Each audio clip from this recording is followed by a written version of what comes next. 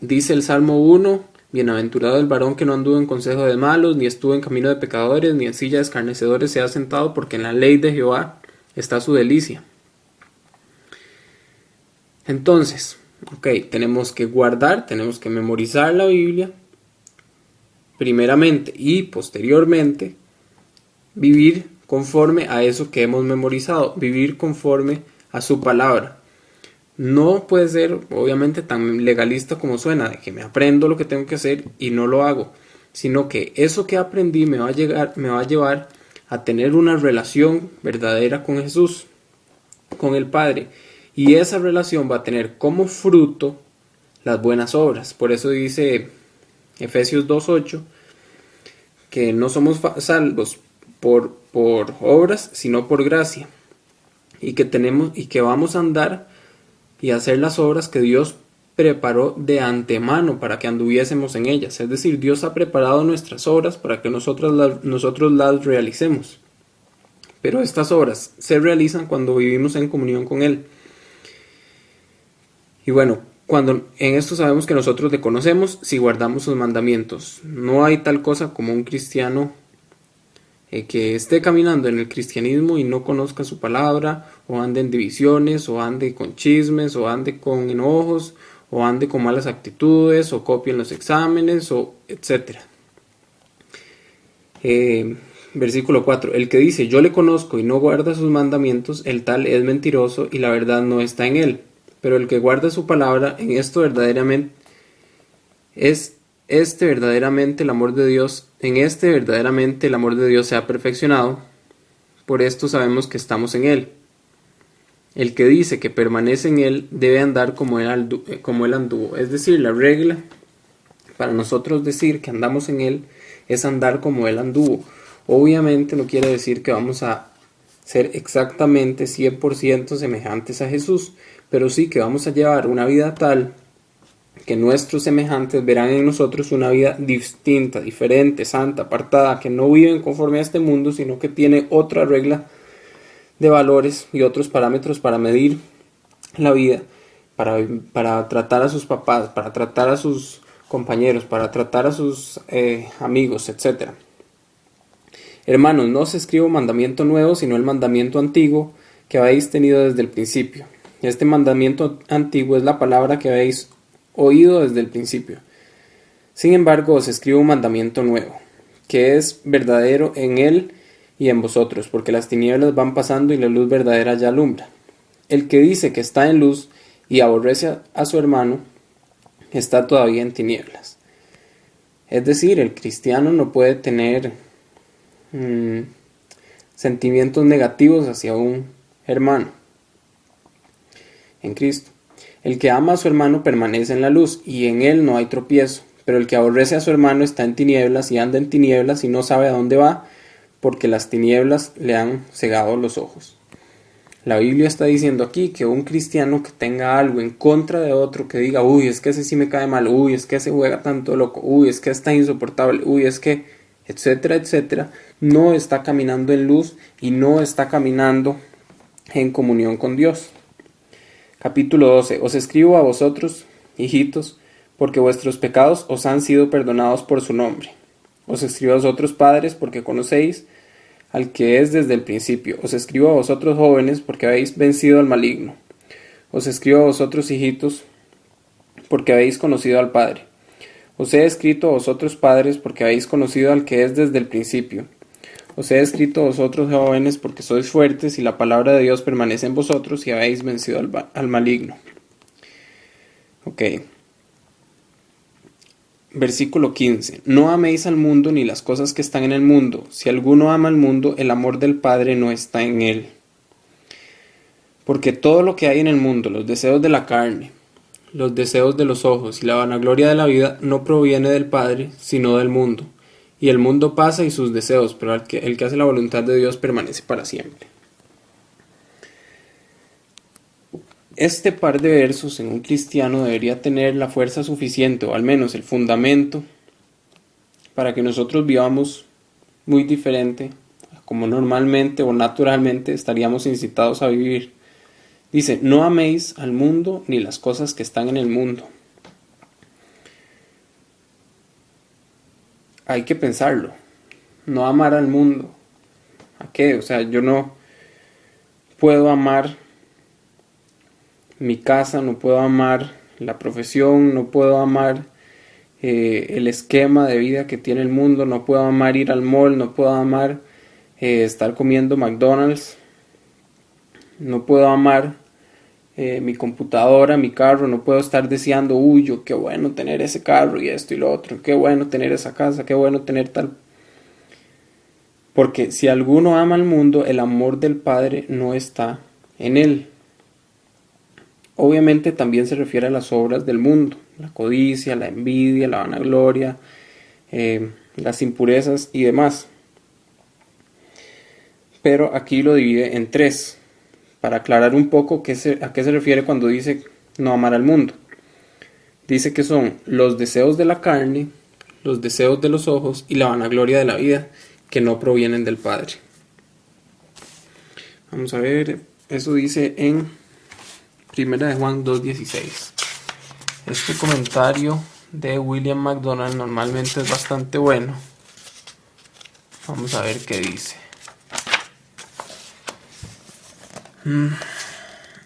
Se nos advierte con claridad que no debemos amar al mundo ni las cosas que están en el mundo, por la sencilla razón de que el amor hacia el mundo no es compatible con el amor para con el Padre. Todo lo que el mundo tiene para ofrecernos puede ser descrito como los deseos de la carne, la codicia de los ojos y la soberbia de la vida. Los deseos de la carne se refieren a los apetitos corporales sensuales que proceden de nuestra malvada naturaleza. La codicia de los ojos se aplica a los malvados deseos que pueden surgir de lo que vemos. La soberbia de la vida es una impía ambición de propia exhibición y de propia gloria. Estos tres elementos de mundanalidad se ilustran en el pecado de Eva. El árbol era bueno para comer, esto es, los deseos de la carne, era agradable a los ojos, esto es, la codicia de los ojos, era un árbol codiciable para alcanzar sabiduría. Esto describe la soberbia de la vida. Así como el diablo se opone a Cristo y la carne es antagónica al Espíritu, así el mundo es contrario al Padre. Los apetitos, la avaricia y la ambición, todo esto no provienen del Padre, sino que tiene su origen en el mundo. La mundanalidad es el amor por las cosas pasajeras, el corazón humano nunca puede hallar satisfacción por estas cosas. El mundo pasa y sus deseos, pero el que hace la voluntad de Dios permanece para siempre. Qué difícil no amar un mundo en donde nos desenvolvemos todos los días y todo el mundo vive para eso. No amar al mundo quiere decir no vivir pensando en las cosas del mundo. Dice Colosenses, poned la mira en las cosas de arriba, no en las de esta tierra, porque muertos sois, y vuestra vida está escondida con Cristo en Dios. Es decir, no poner la mira en las cosas del mundo, no amar al mundo. No, sí, yo no amo al mundo, bueno, pero hay que analizar a qué se refiere. Por ejemplo, cuando se llega a cierta edad y se comienza a trabajar, muy probablemente se hace porque, bueno, se necesita dinero y porque es la costumbre, etcétera. Pero una vez que se encarrila en ese mundo laboral, las personas siempre están buscando, o la mayoría de personas están buscando cómo mejorar su calidad de vida. Y esto quiere decir ganar más, tener mayor ingreso, para comprar más cosas, para tener un mejor carro, para tener una mejor casa. Y trabajan con ese afán no de servir al Señor, no de buscar su voluntad, no de simplemente sobrevivir, porque muchos dicen, no, es que yo trabajo porque es que tengo que hacerlo para poder vivir, pero con arroz y frijoles se puede vivir, pero no necesitan un carro del año, no necesitan un tele de plasma para poder vivir. Y ese deseo de alcanzar lo que Dios no quiere que estemos buscando, es a lo que aquí se refiere amor al mundo.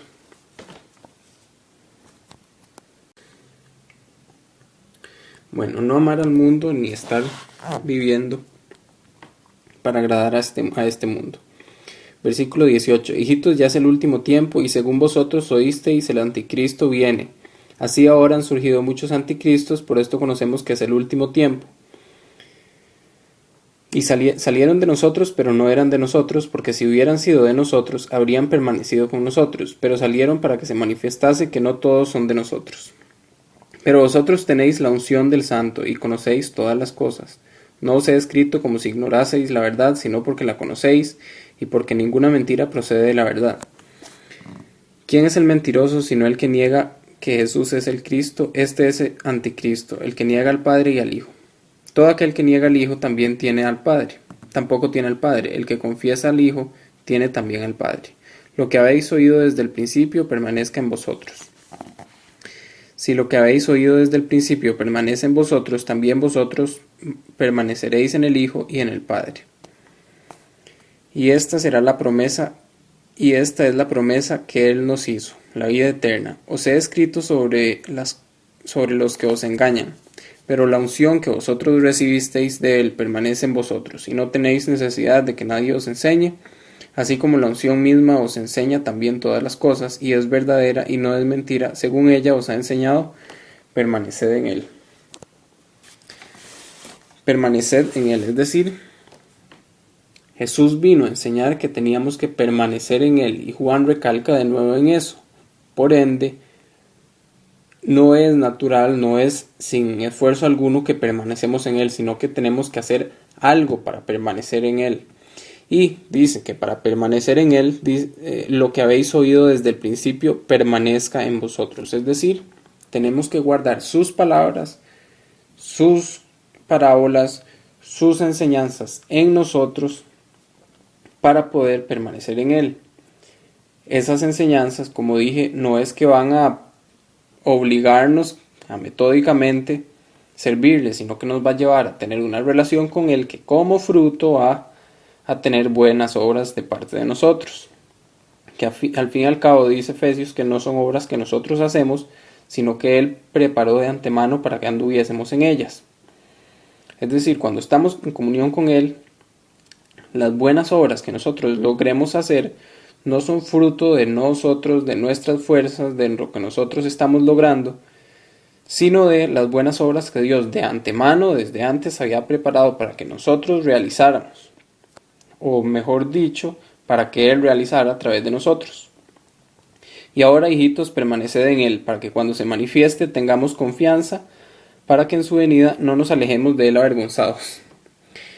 Es decir, Juan aquí está pensando en el cuadro de Jesús viniendo y un cristiano acercándose a Él con confianza, sabiendo que ha vivido para Jesús, que ha vivido honrando a su Señor, y no que se le olvidó ser cristiano, no que prefirió amar al mundo y tenga que alejarse de Él avergonzado. Si sabéis que Él es justo, sabed también que todo el que hace justicia es nacido de Él. Juan 3. Mirad cuál amor nos ha dado el Padre para que seamos llamados hijos de Dios. Por esto el mundo no nos conoce, porque no le conoció a Él. Amados, ahora somos hijos de Dios y aún no se ha manifestado lo que hemos de ser, pero sabemos que cuando Él se manifieste seremos semejantes a Él, porque le veremos tal como Él es. Es decir, Juan está hablando de que ahora no se nota que somos hijos de Dios, o sea, no hay nada que tengamos sobrenatural, pero que cuando Él se manifieste, o sea, que cuando Jesús venga, cuando venga el milenio, etc., seremos semejantes a Él. Dice Pablo que incluso nuestros cuerpos serán cambiados. Y todo aquel que tiene esta esperanza en Él se purifica a sí mismo, así como Él es puro.